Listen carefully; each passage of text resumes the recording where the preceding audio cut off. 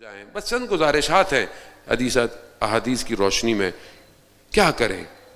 پہلی چیز جو جسے کربلا نے بھی ماندگار بنا دیا جاویداں، وہ اخلاص ہے. خلوص، اخلاص عمل میں پایا جائے. اخلاص کا مطلب زیادہ نہیں ہے، اخلاص کا مطلب ہے خالص، پاک. یہ شربت نہیں ملتا جوس لکھا ہوتا ہے کہ یہ شوگر کلر پاک ہے، صرف جوس ہے. عمل خالص چاہیے، خدا کو خالص عمل چاہیے، خدا کو دکھاوا نہیں چاہیے. کیا ہم اپنی زندگی کے عمل میں اخلاص ڈالتے ہیں؟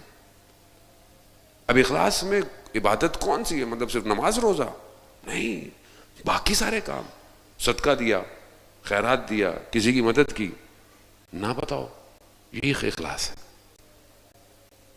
کسی کی ہیلپ کی، نہیں بتاؤ، کیسا اخلاص ہے؟ میں تو اپنے آپ کو دیکھتا ہوں تو میں خود شرمندہ ہوتا ہوں. شیخ عباس قمی کہ جنہوں نے مفاتیح الجناح کو کمپائل کیا، دعائیں زیارتوں کی کتاب آپ سب کے گھروں کے اندر ہے. جس کے گھر میں نہیں ہے اس کے موبائل میں اپلیکیشن ہے، شیعہ ٹول کٹ یا ڈیوائن پرلز یا مفاتیح الجناح، اردو، انگلش، عربی، فرینچ، جرمن، ہر زبان کے اندر یہ ہے. شیخ عباس قمی نے کیا کیا ہے کہ پوری دنیا میں یہ کتاب پہنچی ہوئی ہے. کیا چیز تھی؟ اخلاص. ان کے والد کہتے ہیں، خود بیان کرتے ہیں کہ والد ایک مجلس سن کے آئے اور کہا بیٹے سے، بیٹا میں مجلس سن کے آیا ہوں. وہ عالم کیا مجلس پڑھ رہا تھا، کاش بیٹا آپ بھی ویسے ہی پڑھتے. وہ عالم کتاب کھول کر پڑھ رہا تھا، اور وہ جو کتاب تھی وہ شیخ عباس قمی کی کتاب تھی. شیخ عباس قمی نے یہ نہیں کہا بابا وہ تو میری کتاب سے پڑھا ہے. کیا کہا؟ بابا میرے حق میں دعا کرے. اخلاص. یہاں ہم تو پھولے نہیں سماتے کوئی ہماری چیز پڑھ دے تو بھائی ہماری پڑھ رہا ہے وہ. خلوص کہاں پہنچا دیا شیخ عباس قمی کو. شیخ مقدس اردبیلی کو دیکھیں آپ، امام سے ملاقات، امام سواری میں ساتھ بیٹھے ہوئے ہیں، ایک ہی سواری ہے، امام پیچھے بیٹھے ہوئے ہیں، خود آگے جا رہے ہیں. آپ مقدس اردبیلی کا جانتے ہو؟ اب خود ہیں، کہہ رہا ہاں جانتا ہوں، ایک ہے طالب علم. کیسا ہے؟ صحیح ہے، ٹھیک ہے. اللہ اکبر. ہمیں کوئی بولے کہ نصرت بخاری کو کوئی نہیں جانتا، میں کہتا ہوں مجھے تو شیعہ ہونے پہ شک ہے اس کے. اور ادھر وہ ہستی جہاں امام پانی کے لیے سحر میں کنویں میں بالٹی ڈالی، کیا نکلا؟ ہیرے جواہرات. کہا خدا مجھے وضو کے لیے پانی چاہیے، یہ نہیں چاہیے. کیا چیز ہے؟ اخلاص، خلوص. کیا یہ ہماری زندگی میں پایا جاتا ہے؟ کوئی بھی ہم کام کریں، چاہے مسجد کے لیے ہو، چاہے ٹرسٹ کے لیے ہو، چاہے امام بارگاہ کے لیے ہو، چاہے گھر کے لیے ہو، چاہے محلے کے لیے ہو، کوئی بھی کام ہو، خدا یہ تھوڑی دیکھتا ہے کہ زیادہ کیا چھوٹا کیا. صدر اسلام کے اندر چھوٹی چھوٹی مسجدیں بنی، لیکن مسجد قباء جیسی مساجد کہ جس میں نماز پڑھنے کا ثواب عمرہ کے برابر تھا. کیوں؟ اخلاص کے ساتھ بنی ہوئی. دوسری چیز جو عبادت کو بہتر کرتی ہے اور کرنی چاہیے ہے، خوبی جو ہے وہ ہے اتقان، یعنی محکم. یعنی کوئی کام کریں تو پھر محکم کریں، یعنی چلتا نہیں کریں.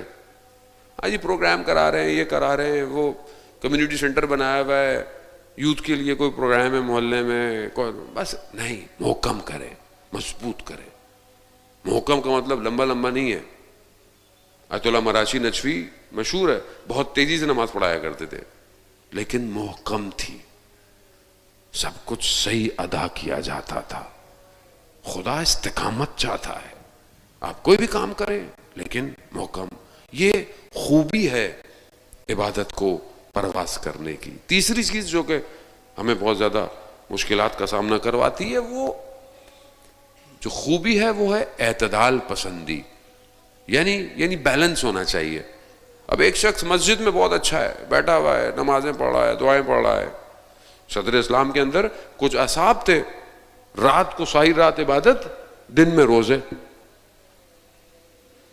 رسول خدا نے حضرت سلیمان فارسی کو بلایا کہ ان کو بولو کہ ایسا نہیں کرے، یہ اعتدال پسندی نہیں ہے. گھر والوں کو بھی تو ٹائم دے، بچوں کو بھی ٹائم دے، زوجہ کو ٹائم دے. اب آپ مسجد میں بیٹھے ہوئے پڑھے جا رہے ہیں، گھر جائے بس میرے پاس ٹائم نہیں ہے، میں بہت عبادت کر کے آیا ہوں. بھائی کسی پہ احسان تھوڑی ہے، میں اتنی مجلسیں کر کے آیا ہوں. بھائی آپ اتنی ہی کریں جتنا آپ گھر کو بھی تو ٹائم دے سکے. گھر میں جائیں تو وہ امی بھی صبح شام مجلسیں کر رہی ہیں. ہر چیز بیلنس. اسلام بیلنس ہے، اسلام اعتدال ہے، ایکسٹریمزم نہیں ہے اسلام میں. نہ افراط ہے نہ تفریط ہے. آپ بیلنس ہو، آپ کی زندگی بیلنس ہونی چاہیے. کوئی بھی کام کریں.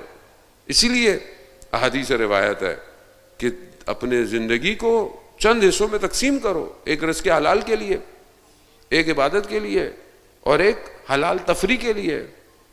یعنی اپنے گھر والوں کو ٹائم دو، بچوں کو ٹائم. یہی تو وجہ ہے کہ آج ہم گھر والوں کے ساتھ نہیں بیٹھتے. کبھی گھر بکھرتا جا رہا ہے. کتنے ہم ایسے لوگ ہیں جو ایک ٹائم کا کھانا سب گھر والے مل کے ساتھ کھاتے ہیں. آج کے دور میں ہر کوئی اپنا اپنا کھا رہا ہے، ہر کوئی اپنا اپنا برگر آن لائن آرڈر کرتا ہے. کسی کو پیزا کھانا ہے، کسی کو کیا کھانا ہے، کسی کو کیا کھانا ہے. کیوں؟ سب ٹوٹ گیا ہے. ہر کسی کا اپنا موبائل، اس کا پاسورڈ اس کا اپنا. گھر بھی بیٹھے ہیں تو ایک دوسرے سے بات ہی کوئی نہیں کرتا. دوست بیٹھے ہوئے 4، کوئی کسی سے بات نہیں کر رہا، کیونکہ بیلنس نہیں ہے. ہر چیز کا بیلنس ہونا چاہیے. آپ اگر گھر میں یہ فون بھی یوز کرتے ہیں، آپ کو ایٹیکیٹس ہی نہیں ہے کہ آپ کسی سے بات کر رہے ہوں، کھانے پہ ہوں، آپ کا فون ٹیبل پہ ہو. یہ دنیا کے ایٹیکیٹس کے خلاف ہے. کیونکہ جب آپ کسی کے ساتھ بیٹھے ہیں تو آپ کو اس کو ٹائم دینا ہے. مگر ہم تو یہاں خدا کو ٹائم نہیں دے رہے. نماز بھی پڑھ رہے ہیں تو دھیان وہاں ہو رہا ہے جو بج رہا ہے. پتہ نہیں اربوں کا کاروبار ہے میرا، تو تھوڑی دیر میں فون استعمال نہیں کیا تو جہاز ڈوب جائے گا پانی میں. اعتدال نہیں ہے، بیلنس عبادت اور اپنی زندگیوں میں. چوتھی چیز کنٹینیوٹی، استمرار. کوئی کام شروع کیا، کوئی عبادت شروع کی ہے تو پھر کنٹینیو ہو. آج زیارت عاشورہ بھی پڑھ لی، دعائے زیارت جامع کبیرہ بھی پڑھ لی، زیارت امین اللہ بھی پڑھ لی، بس 2 دن پڑھی، اس کے بعد اٹھا ہی نہیں گیا. بھائی اتنا پڑھیں جو روز پڑھیں، تھوڑا تھوڑا تھوڑا ایڈ کریں. یہ بہت امپورٹنٹ ہے. مستحبات تب اضافہ کریں جب آپ کے پاس وقت ہو. واجب پڑھیں. قرآن ایک دن میں 100 صفحے پڑھ دیے، 10 دن پڑھ ہی نہیں رہے. آپ روز 20 آیتیں پڑھ لیں، لیکن کنٹینیو کریں. آپ کی مسجد کی بہترین مثال ان جوانوں کے لیکچر ہیں جو پچھلے کئی سالوں سے المہدی ایجوکیشنل سینٹر کرا رہا ہے. استمرار، کنٹینیوٹی ہے اس مسجد کی. وہ جوان مایوس نہیں ہوئے، کب سے کرا رہے ہیں. اور آج ماشاءاللہ کتنا اچھا ان کا پلیٹ فارم ہے، کتنی زیادہ ہے. کوئز، کمپٹیشن، سوال جواب، اسے کہتے ہیں استمرار. یہی چیز کامیابی ہے. یہی چیز انسان کو پرواز کراتی ہے. یہی چیز انسان کو. آج اگر آپ تھوڑا سا بھی کوئی کام کر رہیں گے، ہو سکتا ہے کہ آج آپ کو لگے کہ اس کا رزلٹ نہیں آئے گا. ہو سکتا ہے آپ کو لگے کہ دنیا شاید مذاق اڑائے یا تھوڑا مطلب ایسے دیکھے، دوست بولیں کیا کر رہے ہو. لیکن آپ یاد رکھیں، جب حضرت نوح کشتی بنا رہے تھے تو اس وقت پانی نہیں تھا، نہ زمین میں تھا نہ بارش تھی. پہلی کشتی تھی روئے زمین پر. جب بنا رہے تھے تو لوگوں نے تمسخر کرتے تھے، مذاق اڑاتے تھے، یہ کیا بن رہا ہے، یہ کیا ہو رہا ہے. مگر حضرت نوح کشتی بناتے رہے. جب آسمان نے پانی اور زمین نے اگلنا شروع کیا، نکلنا، تو پھر پتا چلا کہ یہ نجات کی کشتی ہے. تو اگر آج ایک جوان کسی جگہ کوئی کام کر رہا ہے، کوئی چھوٹا سا کام کر رہا ہے، کتاب پڑھ رہا ہے، کتاب کا مباحثہ کر رہا ہے، کوئی انسٹیٹیوشن بنا دیا، کوئی بھی چیز بنا دی، تو مایوس نہ ہو. یہ اس کا کام تھوڑا تھوڑا تھوڑا تھوڑا تھوڑا کل ظہور میں پتہ چلے گا.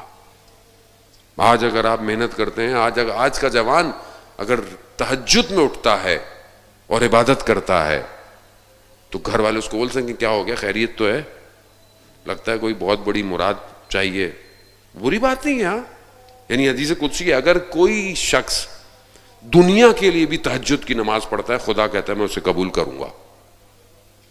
اس لیے آیت اللہ کشمیری سے پوچھا نا کہ دنیا، دین، آخرت، کہا دنیا چاہیے تہجد کی نماز، کہا آخرت چاہیے تہجد کی نماز، کہا دین چاہیے تہجد کی نماز۔ خدا کو پھر بھی برا نہیں ہے، لیکن ہو سکتا ہے کوئی پڑھ رہا ہو تو گھر والے بولیں اس کو کیا ہو گیا ہے جوانی میں، تو آپ پریشان نہ ہو، آج اس کا یہ قدم کل اس کو وہاں جوڑے گا جب آخری آواز دے گا، یہ ایک قدم اٹھائیں گے، اگلا قدم مدینہ میں ہوگا، اگلا قدم مدینہ میں۔ تو مایوس نہ ہو، کنٹینیوٹی رکھے اپنے عمل میں، کنٹینیو رہے زانے محترم۔ چوتھی چیز جو ہے وہ عبادت میں نشاط، یعنی شادابی۔ خود امام سجاد علیہ السلام ارشاد فرما اللہم صلی علی محمد، خود امام ارشاد فرماتے ہیں کہ پروردگار مجھے عبادت میں نشاط دے، یعنی سستی نہیں چاہیے مجھے، بس آپ نماز پڑھیں تھکی ہوئی حالت میں، بس نیند میں پتہ ہی نہیں چلا سجدے کتنے ہوئے، سجدے میں ہی سو گئے، نہ آپ ٹائم پہ سوئیں۔ ہم تو رات کو ویسے ہی 3 4 جاگتے ہیں، فجر سے 1 گھنٹہ پہلے چاند لینڈ کر کے سو گئے۔ وہ اپنے محبوب کا دروازہ کھلنے سے پہلے اس کے دروازے میں بیٹھتا ہے، تو جو واقعاً خدا سے ملاقات کے لیے وہ یہ نہیں پوچھتا نماز قضا کتنے بجے ہوگی، وہ یہ پوچھتا ہے نماز کا اول وقت کب ہے، اول وقت کب ہے۔ آپ جوان ہیں، آپ قدر کریں، آپ اپنی انرجی کو سمجھیں۔ اللہ نے جو آپ کو انرجی دی ہے یہ عبادت کے لیے ہے، یہ جو خوراک کھا رہے ہیں اس کا آؤٹ پٹ عبادت ہے کہ خدا میں جو کھایا ہے مجھے طاقت دے، میں تیری بارگاہ میں قیام، قعود اور سجود کر سکوں۔ اور وہ بھی جوان اگر کرے تو پھر دیکھیں آپ وہ کہاں پہنچا ہوا ہے۔ آیت اللہ شمس الدین اپنی کتاب میں آیت اللہ سے بیان کرتے ہیں تبریز کا واقعہ۔ وہ کہتے ہیں میرے گھر میں کام ہو رہا تھا، کنسٹرکشن ہو رہی تھی یا بہرحال کچھ مزدور تھے جو کام کر رہے تھے، تو ان مزدوروں میں میں نے ایک جوان کو دیکھا جس کا اخلاق، جس کا عمل سب سے مختلف تھا۔ میں نے کئی دفعہ سوچا اس سے بات کروں لیکن موقع نہیں ملتا۔ جب دوپہر کو تھوڑا وقفہ ہوتا تھا کھانے کا تو لوگ کھانے کی طرف جاتے تھے مگر یہ جوان سب سے پہلے نماز پڑھتا تھا۔ ایک دن ایک سیڑھی کی ضرورت پڑی، لمبی سیڑھی کی، کوئی تو کہیں سے کرائے پہ منگوائی، تو کہا اس کو میں نے بولا کہ واپس دے کر آئے، کہا معمول سے زیادہ وقت لگ گیا، تھوڑی دیر بعد واپس آیا۔ تو میں نے اس سے پوچھا، مجھے موقع مل گیا، میں نے چلو اس سے بات کرتا ہوں۔ میں نے کہا کہ تم نے اتنی دیر کیوں لگائی، اتنی دیر تو نہیں لگتی سیڑھی واپس دینے میں۔ کہا نہیں آپ کی بات بالکل صحیح ہے، لیکن جب میں سیڑھی لے کے جا رہا تھا تو سیڑھی کافی بڑی تھی اور گلی کی دیواریں تنگ تھیں۔ دیوار لوگوں کا حق ہے اور اگر سیڑھی دیوار پہ ٹکراتی تو یہ حق الناس تھا، مجھے دینا پڑتا۔ میں آرام سے سیڑھی لے کر جا رہا تھا۔ اللہ اکبر۔ وہ عالم دین کہتے ہیں میں سمجھ گیا۔ میں نے کہا تمہاری کبھی امام زمانہ سے ملاقات ہوئی ہے؟ وہ کہتا ہے ہاں، کچھ دیر پہلے امام اسی شہر میں تھے۔ ایک جوان، ہم تو چلتے چلتے پتہ نہیں کسی گاڑی پہ لائن مار کے چلے جائیں، کسی کو لگ بھی گئی تو تیزی سے بھاگ جاتے ہیں، پتہ نہ چل جائے ہم نے مارا ہے۔ وہ قیامت والے دن یہ ایک اسکریچ ہے نا، اس کا بھی جواب دینا پڑے گا، یاد رکھیے گا۔ آسان نہیں ہے یہ۔ آپ معذرت کر لیں، بولنا غلطی ہو گئی، یا اپنا نمبر چھوڑ جائیں۔ قیامت میں ایک ذرے برابر کا بھی حق اگر کسی کا کھایا جواب دینا پڑے گا، نہیں بچ سکتے وہاں پر۔ عزیزان محترم،